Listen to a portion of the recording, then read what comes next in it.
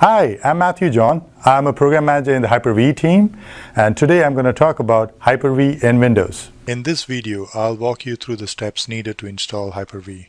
Let's start by going to Windows Features, select Hyper-V, OK,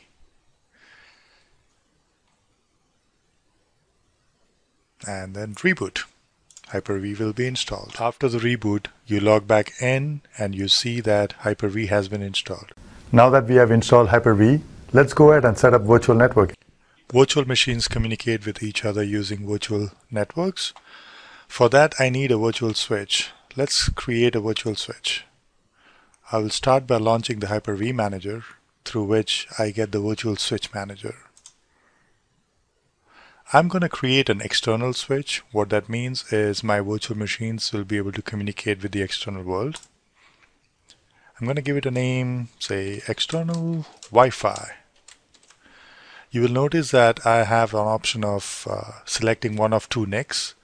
This particular machine has a wired NIC as well as a wireless NIC. For this exercise, I'm going to pick the Wi-Fi NIC and select OK. Yes.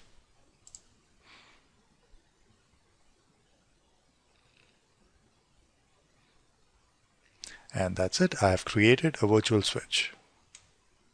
So we just created a virtual switch. Let's create a virtual machine to use this switch. In this video, I'm going to create a virtual machine. The virtual machine will be empty and I will install an operating system using an ISO file. So let's start by going through the Hyper-V manager and creating the new virtual machine. I'm going to give it a new name, my first VM. Next, I'm going to enable dynamic memory on it. Use the switch that I had created earlier. Create a new virtual hard disk. And I'm going to install an operating system using an ISO. In this particular case, I have an ISO handy. It's a Windows 7 ISO. I'm going to use that. And that's about it. My VM is getting created. Now let me turn it on.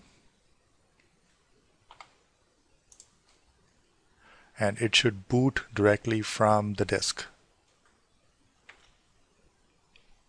And as you can see, it's picking up Windows from the disk and it's going to install it.